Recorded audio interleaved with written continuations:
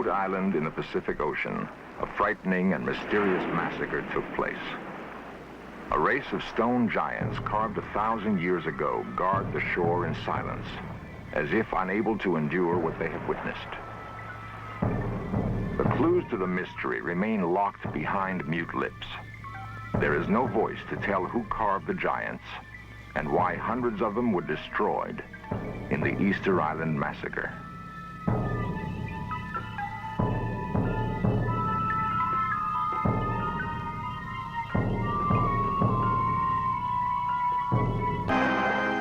The shattered remains of the Easter Island giants defy mankind to reveal their story.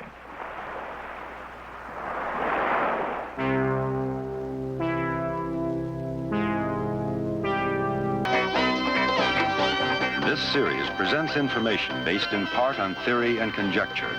The producer's purpose is to suggest some possible explanation, but not necessarily the only ones, to the mysteries we will examine.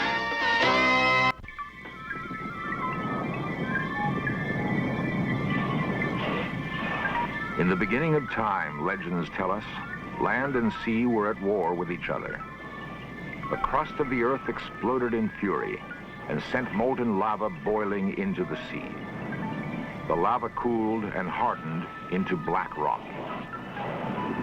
Eons ago, an island was born, forged in agony and cursed with a destiny that hangs over it to this day. It is Easter Island, a jagged speck of land on the endless seas halfway between the coast of South America and Tahiti.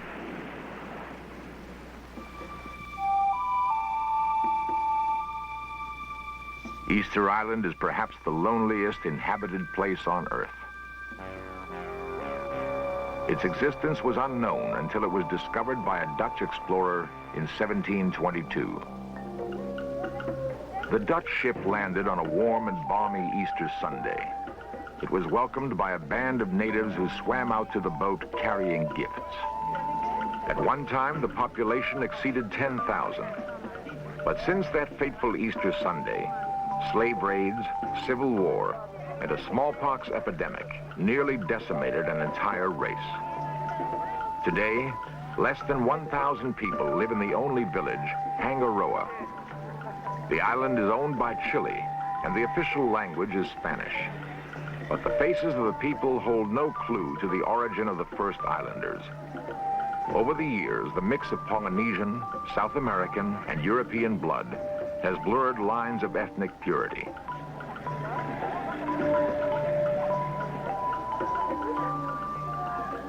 It was on Easter Island that mankind had one of its most curious ideas. No one knows who had it or why. But the inhabitants of that lonely island undertook what is perhaps one of the most amazing engineering projects of ancient time. They did not build pyramids or tombs. Instead, they carved colossal stone idols in the likeness of man. The stone figures of Easter Island are so massive, their size is difficult to grasp. Standing beside them, a person becomes as small as a fly speck.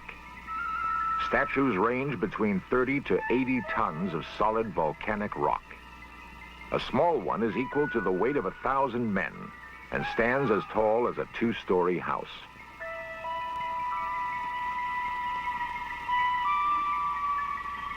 They cover the entire island. Each has a unique character, some morose and brooding, others almost comical.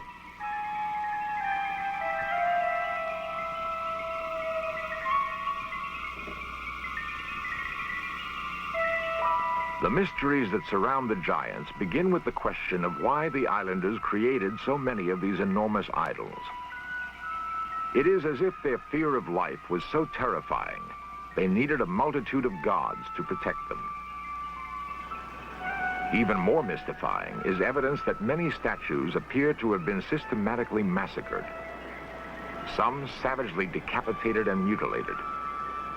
A ritual murder seems to have taken place. No one knows who did it or why.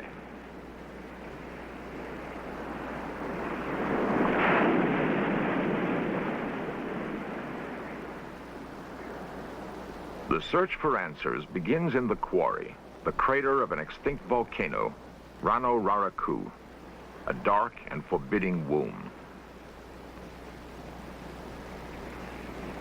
There are enough questions here to intrigue an army of scientists and fill a bank of computers. But only a handful of men have pursued the quest. Foremost in the search is Dr. Edmundo Edwards, a Chilean archaeologist who has spent the last 10 years probing the riddle of the statues. 500 years ago, the quarry rang with the blows of hammers and the rhythmic chanting of workers chipping stone.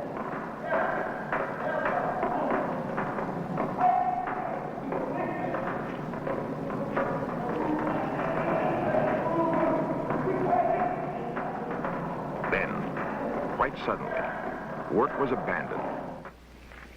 Half-finished forms are embedded in the side of the volcano, ranging from embryos to fully formed young gods. Some are difficult to discern because their contours have merged with the crater.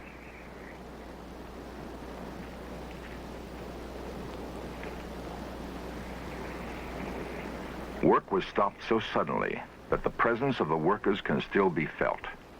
Tools lie in their place, undisturbed for centuries. Crude basalt chisels that were used to carve the expressive faces of the stone gods. Where once the sound of 1,000 hammers filled the air, now there is not even an echo. Once finished, all that remained was to sever the umbilical cord. An elaborate pulley system lowered the statues from the mouth of the volcano down the slope. Here, the monoliths were free to begin their lumbering march to the sea. Ancient legend has it that the stone gods were endowed with a supernatural power called mana, a power that enabled them to walk from the volcanic quarry to the sea. There they stopped, each in its place, and turned their backs to the sea so they could cast their mana over the land. The mana emanated through the eyes. The last ritual act of the carvers was to open the stone lids so the mana could escape.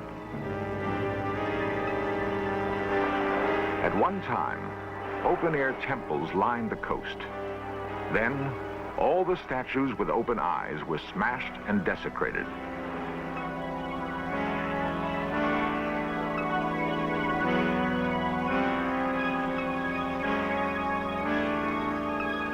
The work of restoring the monoliths has only recently begun. Mario Aravallo is a topographer and one of the prime movers in the restoration project. According to the most recent count, there are over 500 battered giants on the island, and many are in the final stages of degeneration.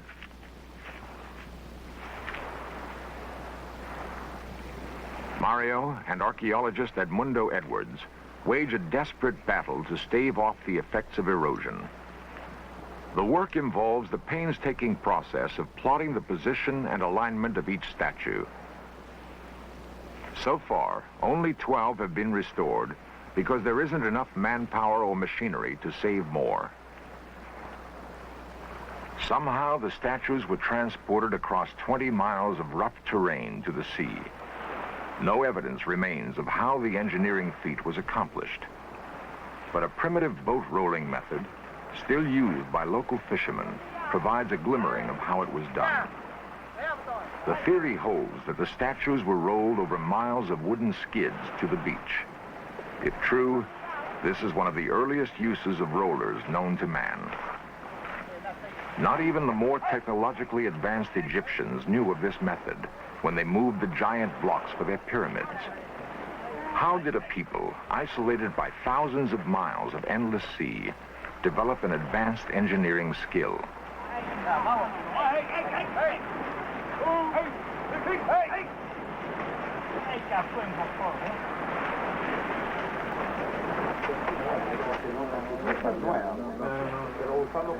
The riddle of how the statues were moved has challenged many men to come up with a concrete solution.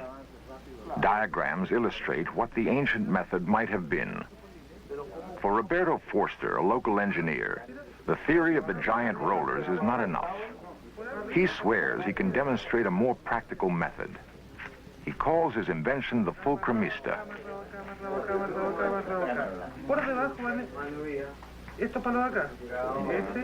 As in the seesaw, the principle of the fulcrum is to exert the greatest possible leverage in the lifting of an object.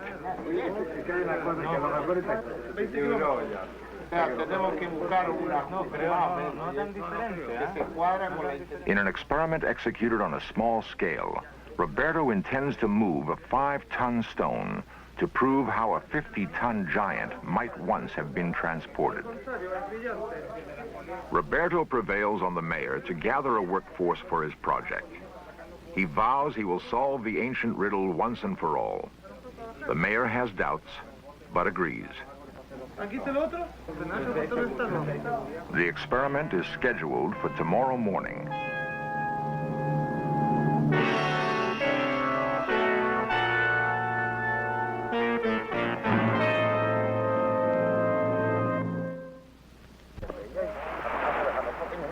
The experiment will be carried out on a small scale.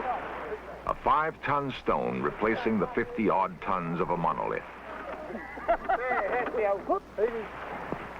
On the appointed morning, a workforce gathers for the momentous test.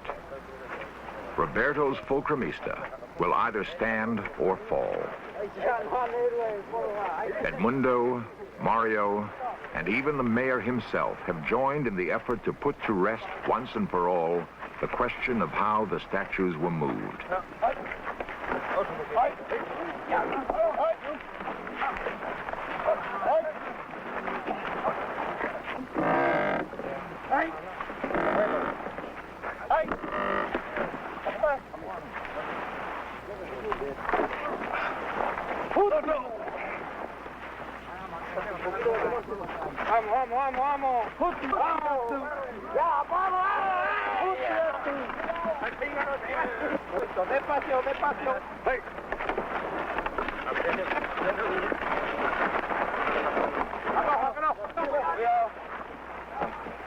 A fiasco.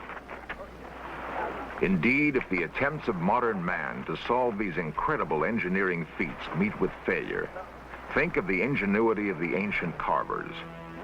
One may well wonder if the peoples of those early times did not have gifts that have been lost to us. The secret remains locked behind stone faces.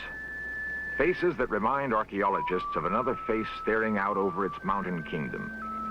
The place is Tiahuanaco, Bolivia, an ancient civilization built on a bleak plateau in the Andes. Stone gods separated by 4,000 miles and a span of at least as many years. There is no evidence that there was any contact between the two cultures, and yet the features bear an uncanny resemblance. With what common spirit might they have been invested?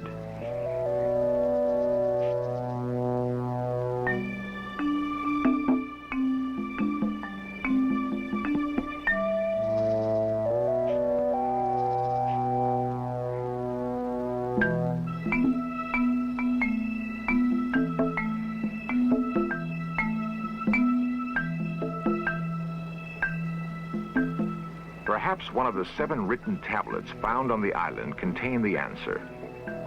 The pictographs are like those of no language known on Earth. They have not been decoded, but anthropologists believe they tell a dark and bloody tale.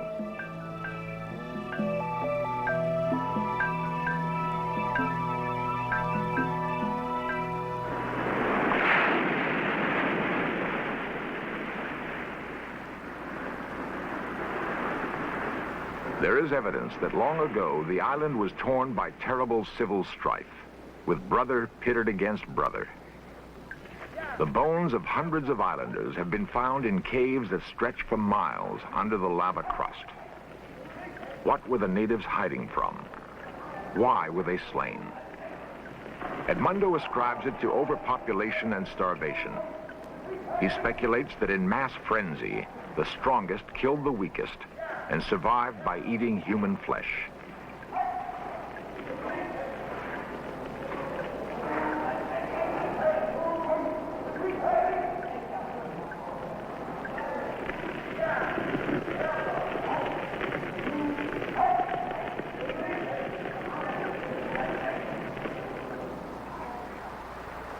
The survivors set up the worship of a new god, the Birdman, who dove on his prey from the sky. Folklore has it that on the first day of spring, the strongest men would swim through shark-endangered waters to the tiny island that lies offshore. They would search the crags for the Manotaura egg and swim back, carrying the prize in their mouths. The first man back was proclaimed king for 1 year.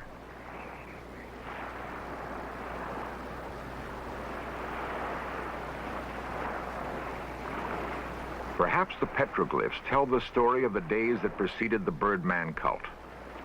Archaeologists have labored since the glyphs were first discovered in 1922 to decipher the meaning of the bizarre symbols.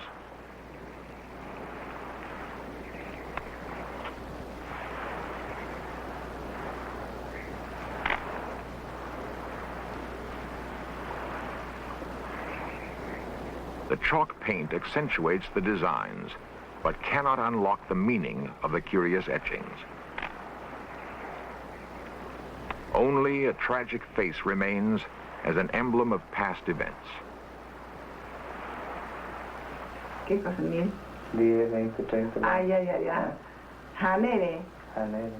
The strongest clues seem to lie in the myths and legends handed down by word of mouth over the centuries. Juanito Huera is a noted linguist who understands many tongues.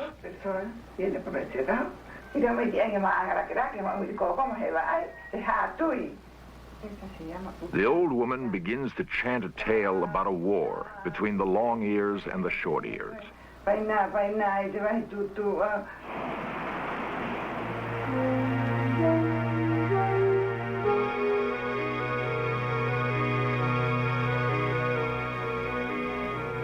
Her story bears the epic ring of heroic battles and great conquests. It sounds like a tale out of ancient Greece, a great saga in which the short ears rose from enslavement, and in a battle that rumbled like the quaking of the earth, slew every man, woman, and child who had long ears.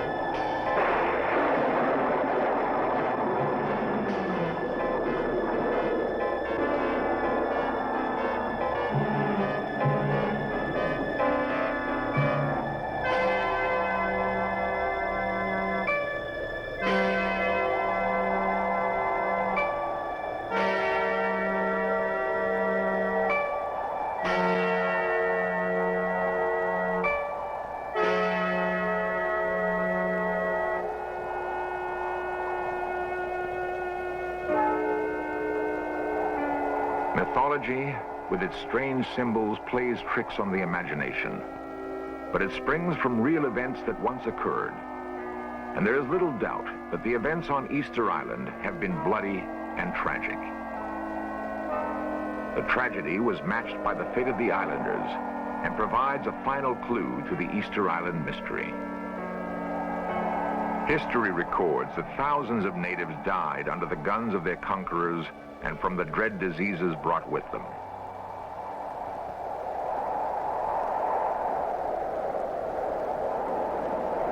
The endless waves, of course, have seen it all. They saw brave people put their hope and faith in mighty gods carved from stone, and they saw the failure of those gods to protect them. It was that failure that may have led to the massacre of the stone giants. On a remote speck of land in the South Seas, a great civilization flourished and died. The wide-scale destruction of the giants of Easter Island is symbolic of the tragic destiny of a people. It is also testament to the power of faith. A faith that motivated thousands of men to toil relentlessly on stone monoliths, and a faith so strong that when it was lost, it may have driven them to turn against their own gods with a terrible vengeance.